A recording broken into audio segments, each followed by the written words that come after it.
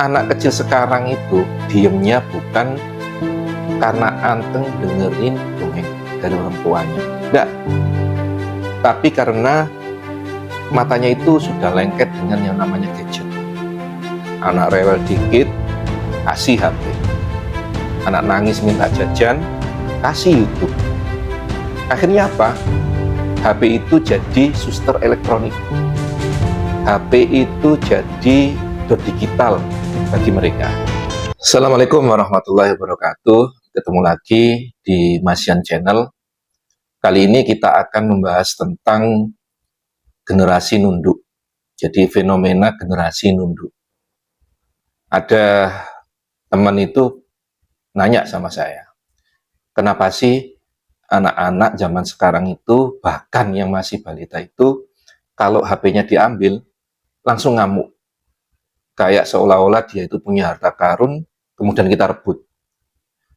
Dan apa sih dampaknya buat mental mereka ke depan? Begini kan, jadi fenomena generasi nunduk ini menjadi keniscayaan ketika teknologi komunikasi HP ini berkembang dengan pesat. Coba deh Kang lihat, di meja sebelah sampean, atau pas lagi kondangan misalkan, anak kecil sekarang itu diemnya bukan karena anteng dengerin dongeng dari orang tuanya. Enggak, tapi karena matanya itu sudah lengket dengan yang namanya gadget. Kita sebagai orang tua atau orang dewasa seringkali kejebak cara yang sangat instan. Anak rewel dikit, kasih HP. Anak nangis minta jajan, kasih YouTube. Akhirnya apa? HP itu jadi suster elektronik. HP itu jadi digital bagi mereka. Masalahnya, dunia di dalam HP itu memang sengaja dibikin lebih asik daripada dunia nyata. Warnanya ngejreng, suaranya rame, dan pindah-pindah gambarnya itu cepet banget. Bisa tinggal scroll, tinggal swipe, dan sebagainya. Pas HP-nya diambil, maka dunia nyata bagi mereka itu berasa gelap sekali. Dan buat bosen, gampang bikin bosen. Ibarat kita ini biasa makan micin banyak, lalu kemudian tiba-tiba disuruh makan sayur bening yang rasanya tawar, yang ngamuk lah mereka. Fenomena generasi nunduk ini sangat bahaya sekali. Yang pertama, bisa menjadikan generasi ini menjadi generasi yang nggak sabaran, low toleran. Di HP, kalau bosen itu kan kita tinggal swipe, kita tinggal scroll.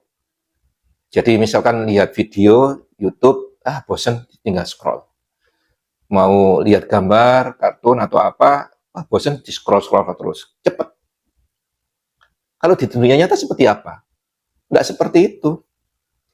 Wong anak kita kalau mau misalkan kita mau membeli es krim, beli es krim kok pembelinya banyak. Ya mau nggak mau kita harus antri, nggak bisa di swab.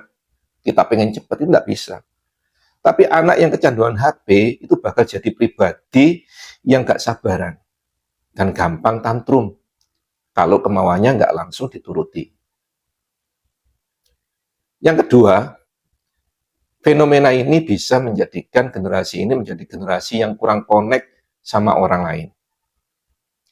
Mereka pinter main game, mereka pinter pinter untuk kemudian mengikuti instruksi yang ada di dalam HP itu, walaupun dengan bahasa asing sekalipun, karena mereka sudah terbiasa.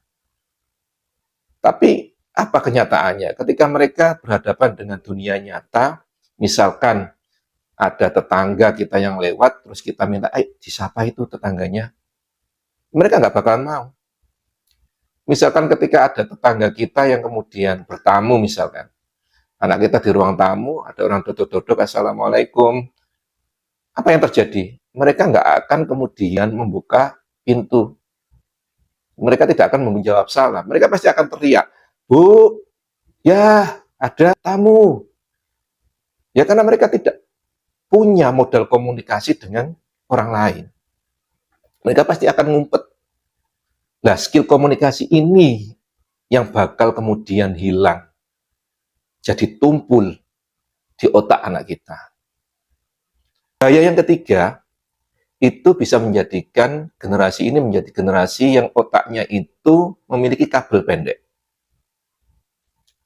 Karena terlalu sering dikasih tontonan yang durasinya itu cuma 15 detik, maka daya fokus mereka itu jadi pendek. Disuruh baca buku 2 halaman saja, udah berasa kayak disuruh lari maraton. Disuruh apalagi disuruh ngaji, ya pasti tambah ngantuk, cepat ngantuk. Tapi kalau apa yang terjadi kalau dikasih HP? Dia akan sangat lama sekali. Karena apa ya, bisa di-scroll-scroll tadi itu. Zaman dulu, Kang, hukuman paling berat buat anak itu adalah dilarang main keluar rumah. Kalau anak sekarang, kebalikannya. Nah, menghadapi fenomena ini, maka kemudian, paling tidak ada 3 tips yang bisa saya berikan, biar kita nggak telat nanganinya. Yang pertama adalah, jadilah contoh, jangan munafik. Jadi kita nyuruh anak kita ini lepas HP, tapi kita sendiri makan sambil chat atau scroll sosmed. Ya anaknya bakal mikir, lah bapak juga main terus. Jadi simpan HP kita kalau lagi bareng mereka. Yang kedua, kasih mainan jadul. Kenalin lagi sama yang namanya mainan jadul. Main tanah, main bola, atau sepedaan.